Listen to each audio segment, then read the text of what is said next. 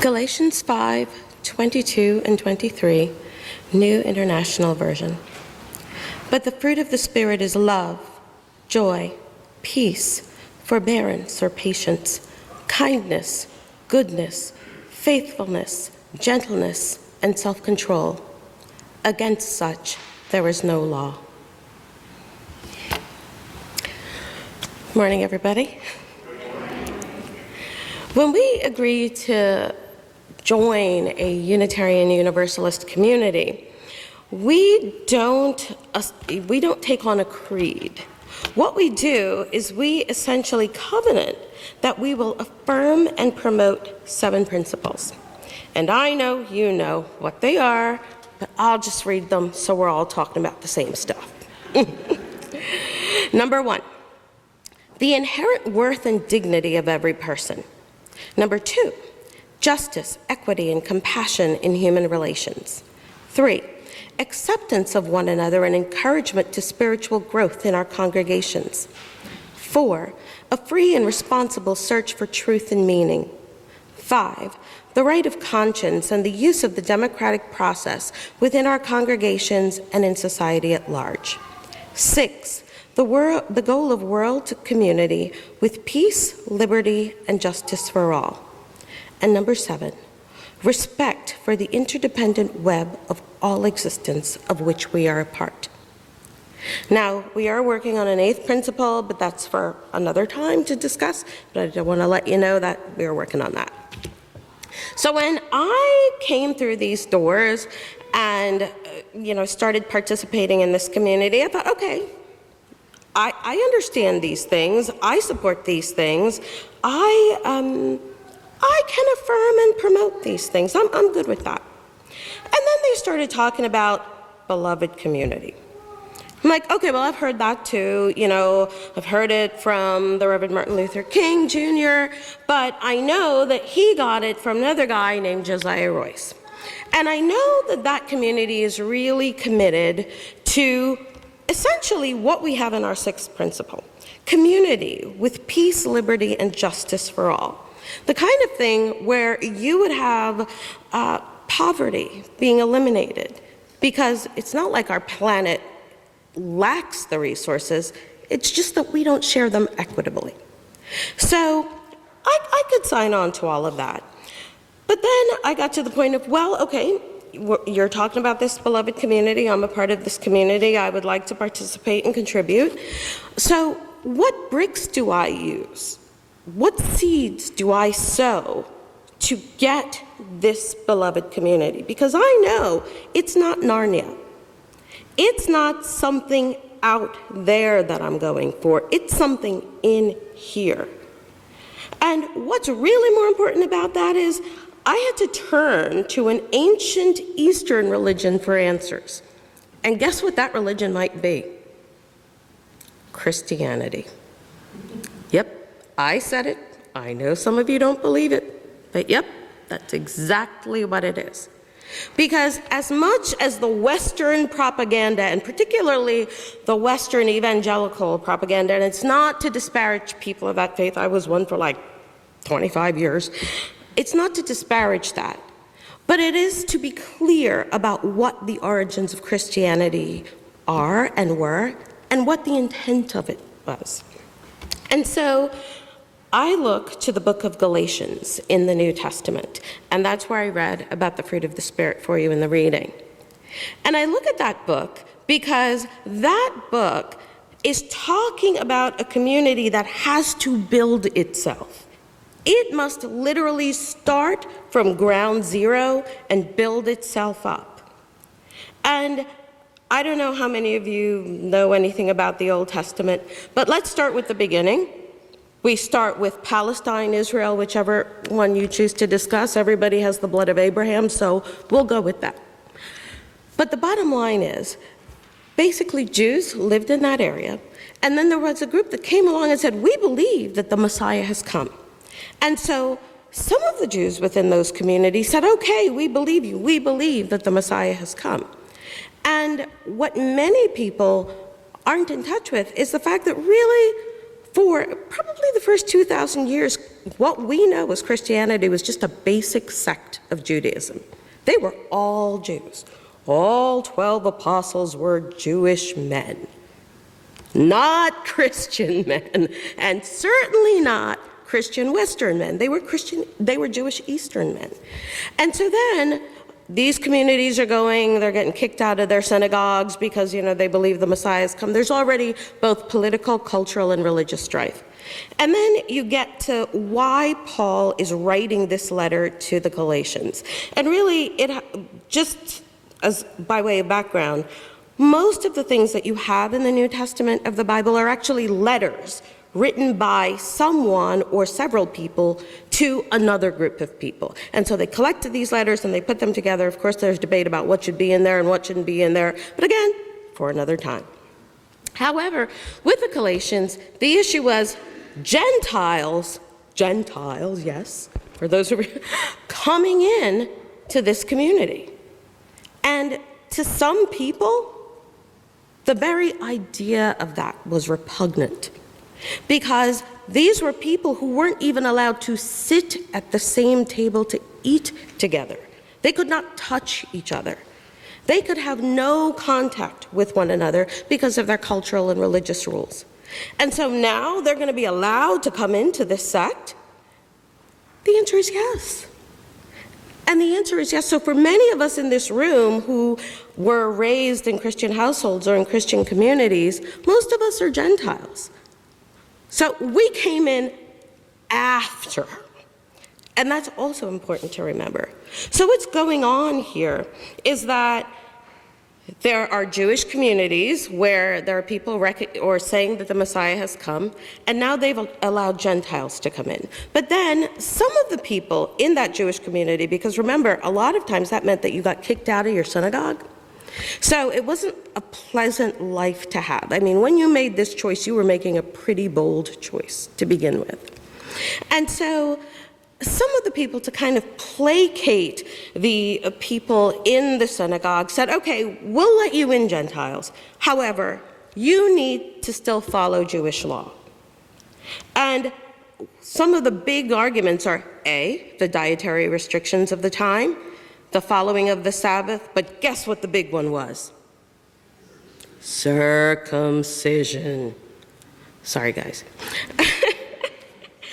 And so Paul hears about this, and he says, as my cousin would say to her little daughter, no, no, no, no, no, no, no, no, no, no. You aren't welcomed into this community because you follow the law. You're welcomed into this community because you believe the Messiah has come. Whether you want to debate that or not, that's, again, another time. But this is what's going on here.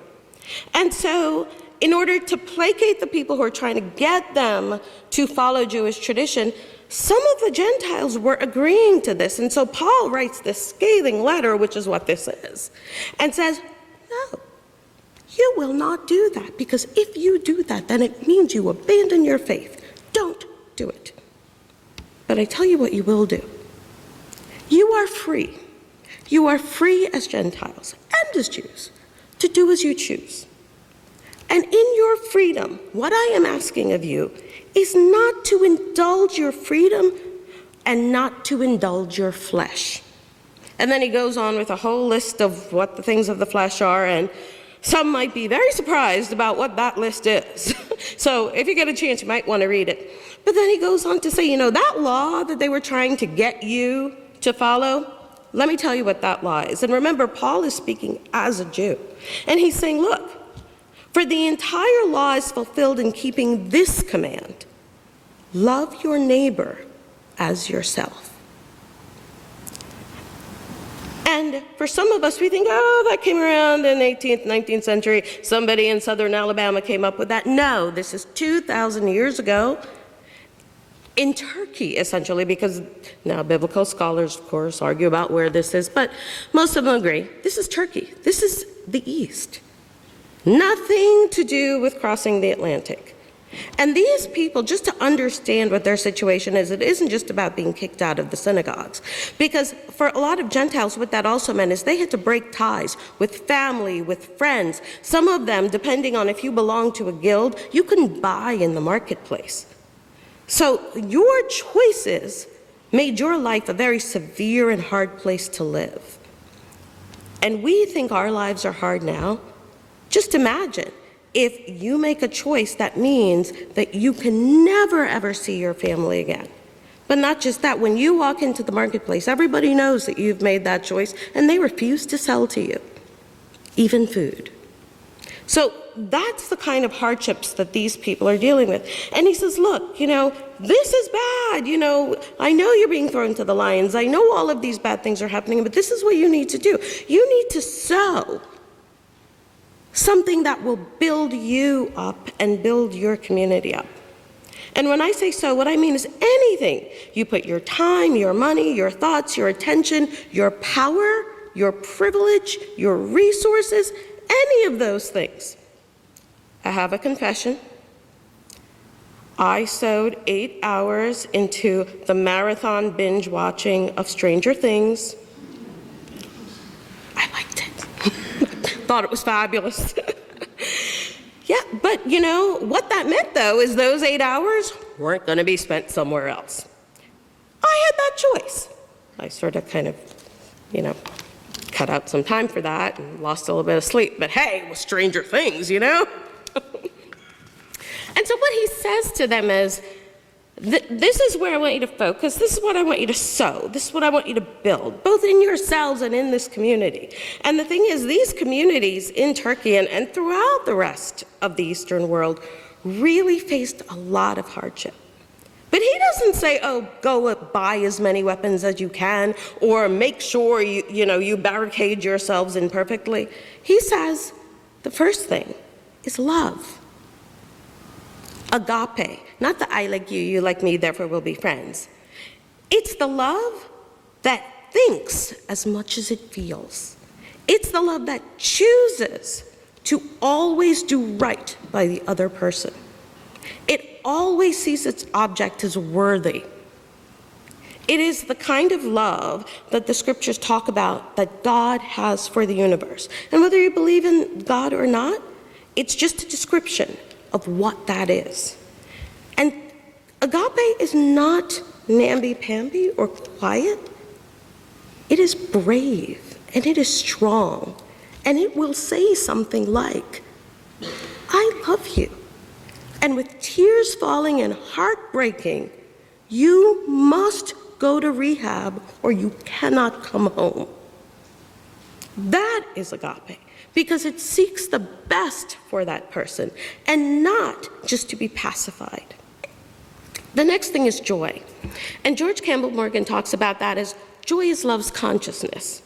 And what that means is that you appreciate who you are and what you have. So when your neighbor drives up with the latest and greatest or whatever, or somebody shows up in the office with the latest and greatest or whatever, while you can appreciate what they have, you are not moved about who you are or what you have. It is not happiness. It is not transient. It is not fickle. It really is grounded. So part of this is you have to know yourself and appreciate yourself in order to have this. The next thing is peace. And often people think, well, that means there's no war, there's no conflict. No, that is not what it means. Peace is not the absence of conflict, but it is the ability not to be seduced by fear or anger or ego or self-pity in a situation. It is the choice not to panic. That is peace. And then there's forbearance or patience. And that's the ability to avenge yourself but choosing not to. The ability to endure. It also connotes the fact that you don't rush the process. Everything doesn't have to be done yesterday. We put too much pressure on ourselves and too much pressure on outcomes. Basically, we live in a world that says, I want it now.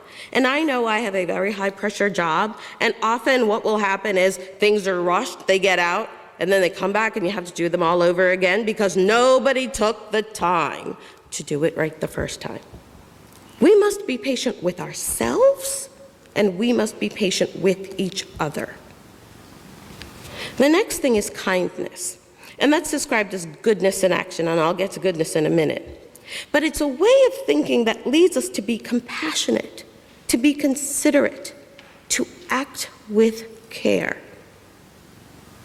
And then, of course, the next thing is goodness, and that's moral excellence, honesty, integrity, incorruptibility, sincerity. Wouldn't you want to be around a person like that?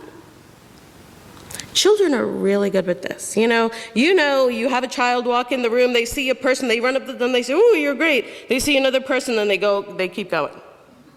Children are really good at detecting these things, and often we probably should watch them more to kind of follow their lead on what's going on. The next part of this fruit is called faithfulness, and it's a commitment to something or someone. Like, I made a commitment to this community. And faithfulness is doing what you say you will do, when you say you will do it. Showing up, being trustworthy, being reliable. Now, he's telling them this kind of stuff as people are trying to kill them. He's like, no, I don't care. This is what you got to do. And then there's gentleness. And in a lot of modern translations, it's actually gentleness, but the actual word is meekness. How many people here want to be meek?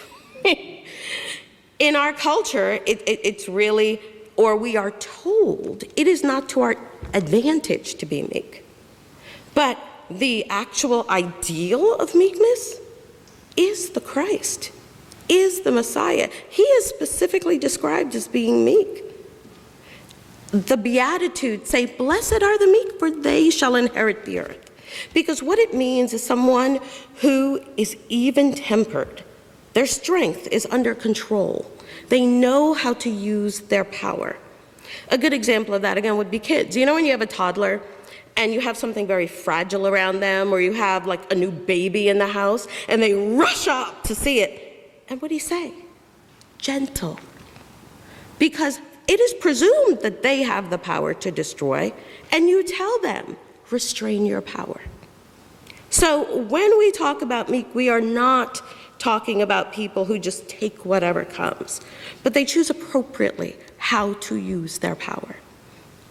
The final one is self-control, and that's the ability to control your thoughts and actions. Discretion. You have to know when to hold them, know when to fold them. You control yourself. And often in situations, what happens is the situation escalates not because the other person has done something, but because we, and I'm pointing to me, has done something, and I have not been in control of myself. And the important thing to know about these 9 things is that they are actually a single fruit with 9 segments. They are meant to go together. They are meant to grow together. And when we think about creating any community at all, but particularly beloved community, and God forbid that any of our communities should come under the kind of pain that these communities 2,000 years ago in the East were dealing with, this is where we have to go. We have to be able to do these things because it makes us just better people all around. You know, Zoe Libby has this cool shirt on, and it says, "Kindness is always in style."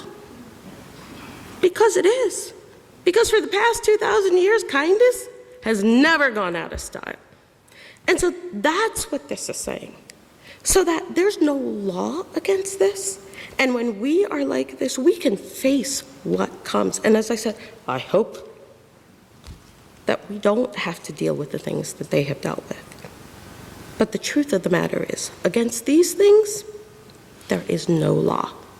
Thank you.